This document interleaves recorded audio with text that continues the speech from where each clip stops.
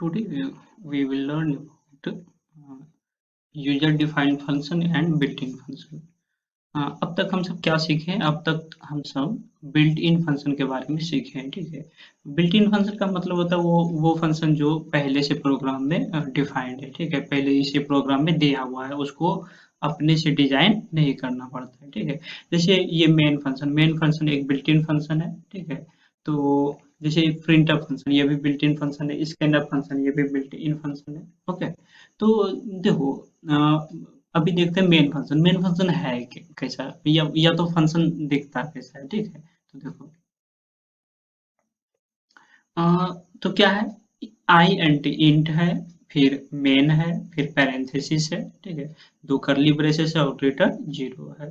तो ये क्या है, आई एंड इंट ये मेरा एक डेटा टाइप है। ठीक है, और मेन क्या है, मेन फंक्शन का नाम है। ठीक है, फंक्शन का नाम मेन रखा गया है। ठीक है, और ये पैरेंथेसिस है। ठीक है, और ये करली ब्रेसेस और फिर ये इंट है, ये रिटर्न टाइप है, इसलिए जीरो रिटर्न कर रहा है। ठीक है, अगर यहीं पे अगर ये वॉइड रहता, ठीक है, मतलब कुछ रिटर्न नहीं कर रहे, वॉइड का मतलब कुछ नहीं, कुछ रिटर्न नहीं कर रहा है, तो यहाँ पे जीरो नहीं देना पड़ता, यहाँ पे जीरो नहीं, सिर्फ रिटर्न कर देते हैं। ओके, अगर यहाँ पे अगर फ्लोट रहता है, अगर यहाँ पे फ्लोट रहता, ओके, फ्लोट रहता तो कोई हम फ्लोट वैल्यू रिटर्न करते, कोई हम फ्लोट वैल्यू रिटर्न करते। ओके, या तो जो रिटर्न करते वो फ्लोट टाइप का होता। तो ये डिपेंड किस पे करता है कि हम क्या रिटर्न करना चाह रहे हैं। ठीक है, क्या रिटर्न करना चाह रहे हैं। तो फंक्शन का बेसिक स्ट्रक्चर कैसा हुआ, बेसिक स्ट्रक्चर हुआ फंक्शन का अ, एक रिटर्न टाइप हो। ठीक है, एक रिटर्न टाइप हो, शुरू में एक रिटर्न टाइप हो। ओके, और फिर ये फंक्शन का नाम हम सब अपने से देते हैं, ये यूजर पे डिपेंड करेगा। ठीक है, यहाँ पे मेन फंक्शन तो पहले से सी में दिया हुआ है। ठीक है, इसलिए आप चेंज नहीं कर सकते इसको। ठीक है, और फिर ये पैरेंथेसिस है। तो यूजर डिफाइन जो फंक्शन है वो किस तरह का होगा, वो किस तरह का होगा बताते हैं। वो होगा वो हो जाएगा एक रिटर्न टाइप हो, कुछ रिटर्न टाइप है। ठीक है, जो कुछ रिटर्न करने जा रहा है वो रिटर्न टाइप हो। ओके, और फिर फंक्शन का नाम हो फंक्शन नेम। ये फंक्शन नेम हम सब अपने से देंगे। ठीक है, यूजर पे डिपेंड करेगा वो फंक्शन का नाम क्या रखना चाहता है। ठीक है, इसलिए इसको यूजर डिफाइंड फंक्शन बोला जाता है, यूजर डिफाइंड फंक्शन बोला जाता है, क्योंकि फंक्शन का नाम क्या होगा वो यूजर डिफाइन करेगा, और इसके अंदर कुछ पैरामीटर दिया जाता है, पैरामीटर। ठीक है, पैरामीटर दिया जाता है, ये पैरामीटर क्या होता है ये सब सीखेंगे। ठीक है, और फिर ये करली ब्रेसेस। ओके, और जो रिटर्न टाइप हो उसके अकॉर्डिंग रिटर्न करना है, उसके अकॉर्डिंग रिटर्न करना है। ओके, उसके अकॉर्डिंग रिटर्न करना है, क्या रिटर्न करना है वो डिपेंड करेगा कौन सा रिटर्न टाइप है। ओके, कौन सा रिटर्न टाइप है उस पर डिपेंड करेगा क्या रिटर्न करना है।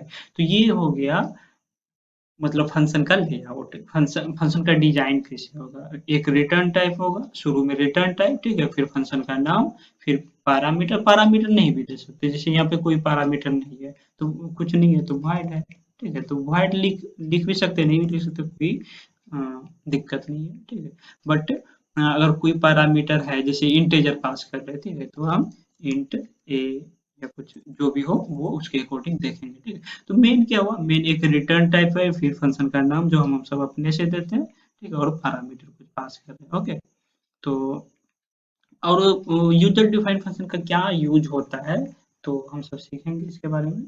तो मान के चलो कि हम मेरे पास दो इंटीजर है, इंट ए और बी, दो इंटीजर है। ओके, और दोनों का वैल्यू हम अपने से यूजर से भी इनपुट ले सकते हैं। ठीक है, बट यहाँ simplicity, for sake of simplicity हम अपने से वैल्यू ले रहे हैं। ठीक है, ए और बी है। ठीक है, और हम प्रिंटफ फंक्शन का यूज करके सिंपली प्रिंट कर सकते हैं sum is equal to percentage D. बस अभी स्ट्रक्चर देखना है कि यूजर डिफाइंड फंक्शन को हम सब कैसे लिखेंगे। ठीक है, तो ये क्या करेगा, ये 5 + 8 13 प्रिंट कर देगा, 5 + 8 13 प्रिंट कर देगा। ठीक है, तो मान के चलो कि इसको हम बार बार यूज करना चाहते हैं, ठीक है, इस रिजल्ट को 5+8 13 वाला रिजल्ट को हम सब बार बार एडिशन बार बार करना चाहते हैं, तो इतना प्रोग्राम हमको हमेशा लिखना पड़ेगा, ठीक है, हमेशा लिखना पड़ेगा। तो मतलब अभी पहले देख लो कि कैसे डिजाइन किया जाता है यूजर डिफाइंड फंक्शन, तो उसका क्या यूज होता है, उसका क्या इम्पोर्टेंस होगा, वो खुद ब खुद पता चल जाएगा, ठीक है। तो देखो, तो ये हम क्या करते हैं, सम कर रहे हैं, सम कर रहे हैं, तो ये मेरा 13 रिटर्न करेगा, ओके, ये मेरा 13 रिटर्न करेगा। तो हम अपने से एक फंक्शन बनाते हैं, ठीक है, हम अपने से एक फंक्शन बनाते हैं, ठीक है। मान लो कि हम फंक्शन बना रहे हैं, देखो फंक्शन का नाम दे दिए, रिटर्न टाइप वॉइड दे दिए, ठीक है। फंक्शन का नेम दे दिए सम, ओके, सम दे दिए। और फिर इसमें पैरामीटर दे दिए इंट एक्स, दो पैरामीटर इंट वाई, ओके। ये हो गया मेरा फंक्शन बन के तैयार है, ठीक है, ये मेरा फंक्शन बन के तैयार है। रिटर्न टाइप वॉइड मतलब कुछ नहीं रिटर्न कर रहा है, सम फंक्शन का नाम है और दो पैरामीटर एक्स और वाई है, ठीक है। तो सिंपली हम क्या करेंगे, अगर प्रिंट करना यही 13 प्रिंट करना है, ठीक है, सिंपली 13 प्रिंट करना है, तो क्या करेंगे सिंपली, तो फंक्शन का नाम क्या है, सम है, एस यू हम सम दे दिए, ओके। और फिर ये जो ए और बी का वैल्यू है, ठीक है, ए और बी है, उसको पास कर देंगे, ए कोमा बी, ठीक है। तो इससे क्या होगा, इससे क्या होगा, ये इसको ना हम सब फंक्शन कॉल बोलेंगे, इसको हम फंक्शन कॉल बोलेंगे। तो क्या होगा, तो हमको पता है कि जब भी फंक्शन सी प्रोग्रामिंग में एग्जीक्यूशन स्टार्ट होता है, वो कहाँ से होता है, मेन फंक्शन से होता है। तो यहाँ से स्टार्ट होगा, इंट ए बी, ए का वैल्यू 5, बी का वैल्यू 8। जैसे ये देखेगा सम, तो ढूंढेगा सम फंक्शन है कहाँ, तो कर्सर 16 वाले लाइन से कहाँ पे आ जाएगा, 5 वाले लाइन पे, ओके। और यहाँ पे सम फंक्शन है, ओके। और ए बी पास कर रहे, तो क्या होगा, ए के जस्ट प्लेस पे क्या है, एक्स, तो x का वैल्यू किसके बराबर हो जाएगा, फंक्शन कॉल होने पर x का वैल्यू हो जाएगा a के बराबर, ओके।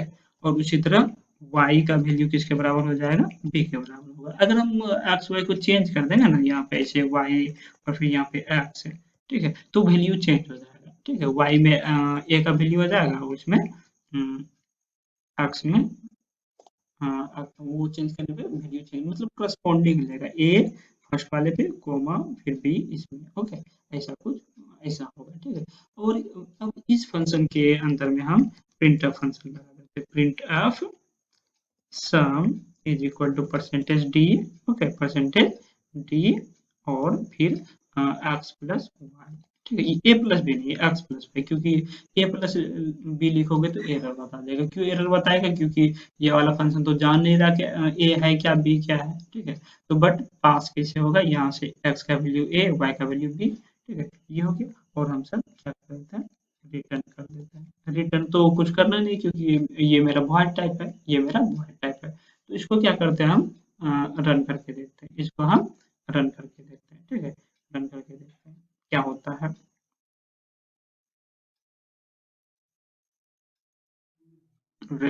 देखते हैं क्या होता है, ये मेरा टर्मिनल है, टर्मिनल विंडो। तो वेट करो, थोड़ा सा हो रहा है।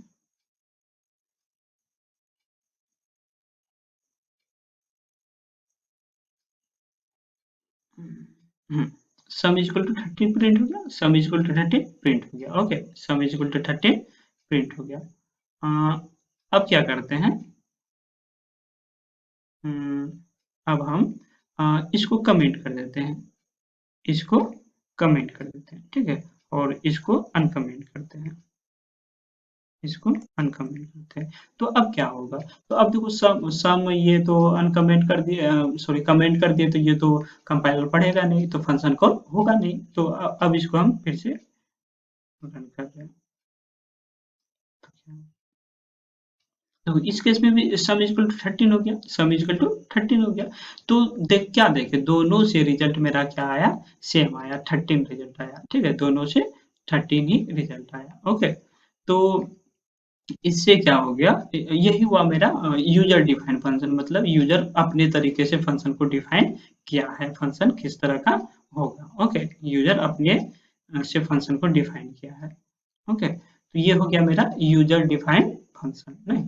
अब देखो इसमें हम चेंज कर सकते हैं, जो भी चेंज कर, तो सिंपली हुआ क्या, सिंटेक्स देखो, ये मेरा रिटर्न टाइप है, ये मेरा रिटर्न टाइप है, वॉइड कुछ नहीं रिटर्न कर रहा है, सम फंक्शन का नाम हम अपने से देते हैं, फिर इंट एक्स इंट वाई ये मेरा पैरामीटर हुआ, ठीक है, और पैरामीटर कैसे पास होता है, यहाँ से इसको फंक्शन कॉल बोलते हैं, ये करस्पॉन्डिंग वैल्यू पास हो जाता है, ठीक है।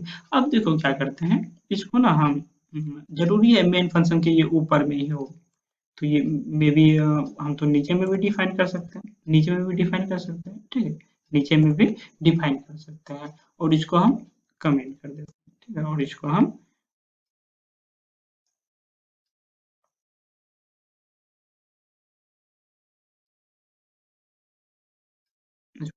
अनकमेंट करते हैं।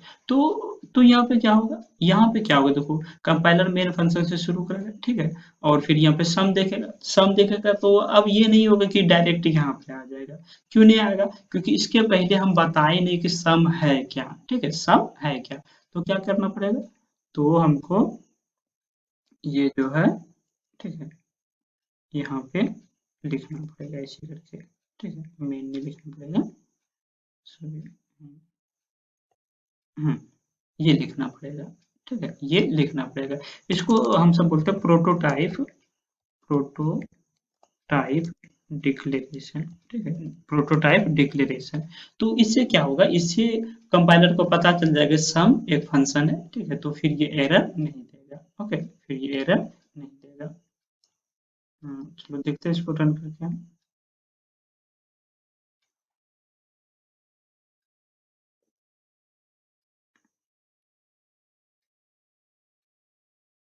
तो सम इक्वल 13 हो गया, सम इक्वल टू 13 हो गया। अगर इसको हम कमेंट कर देते हैं, इसको हम प्रोटोटाइप नहीं देते हैं, कमेंट कर देते हैं, तब देखो क्या होता है, देखो क्या लिखा है, implicit declaration of the function, function का डिक्लेरेशन किस टाइप का है, इम्प्लिसिट, ठीक है, इम्प्लिसिट डिक्लेरेशन, एक्सप्लिसिट नहीं है, मतलब इम्प्लिसिट क्या हुआ, मतलब इनडायरेक्ट टाइप का, ठीक है, हमको एक्सप्लिसिटली बताना पड़ेगा कंपाइलर को कि सम है क्या, ठीक है, एक्सप्लिसिटली का मतलब हुआ अपने से बताना पड़ेगा, जैसे यहाँ पे प्रोटोटाइप लिख के, ठीक है, implicit declaration of the function sum, तो ये मेरा फंक्शन कॉल है, ये मेरा फंक्शन कॉल है, warning conflicting type of for sum, ठीक है, तो ये एरर आ जाएगा, क्योंकि कंपाइलर को हमको बताना पड़ता है, एक्सप्लिसिटली बताना पड़ेगा, एक्सप्लिसिटली का मतलब अपने से लिख के बताना पड़ेगा, प्रोटोटाइप डिक्लेरेशन दे के। तो अब देखो इसको अनकमेंट करते हैं, तो फिर कोई एरर नहीं आएगा, फिर कोई एरर नहीं होगा, सक्सेसफुली कंपाइल एंड रन हो गया, कंपाइल भी हो गया, रन भी हो गया, रिजल्ट भी सही से आया। तो मेनली क्या समझना है हमको, कि अगर हम कोई फंक्शन नीचे लिखते हैं, मेन फंक्शन के नीचे लिखते हैं, तो फंक्शन को बताना पड़ेगा, यहाँ पे प्रोटोटाइप डिक्लेरेशन देना पड़ेगा, ठीक है, सो डेट पता चले कंपाइलर को सम एक फंक्शन है, ठीक है, सम एक फंक्शन है, और ये यूजर डिफाइंड फंक्शन है, हम सब अपने से डिफाइन किए, ठीक है, तो बहुत सारा फंक्शन हम सब अपने से डिजाइन करेंगे, ये तो शुरुआत है, ठीक है, तो इसका बहुत अच्छा यूज भी होता है, ठीक है, आगे कोई भी हम सब प्रोजेक्ट वर्क करेंगे तो इसी का यूज करेंगे, ठीक है, मान लो कि कैलकुलेटर हम डिजाइन कर रहे हैं, तो सम फंक्शन अलग बना लेंगे, डिफरेंस फंक्शन, मल्टीप्लिकेशन, रिमाइंडर, जो भी हो, डिवीजन, सबका फंक्शन हम अलग बना लेंगे, ठीक है, सिर्फ ओनली फंक्शन कॉल करने से ये पूरा फंक्शन रन हो जाएगा, फंक्शन कॉल कर देंगे, ये पूरा जो रिजल्ट है ये रन हो जाएगा, तो कितना आसान है, और कोड देखने में भी अच्छा लगता है, ठीक है, तो ये हुआ मेरा यूजर डिफाइंड फंक्शन। तो फिर से देख लेते हैं, रिटर्न टाइप है, वाइड कुछ नहीं रिटर्न कर रहा है,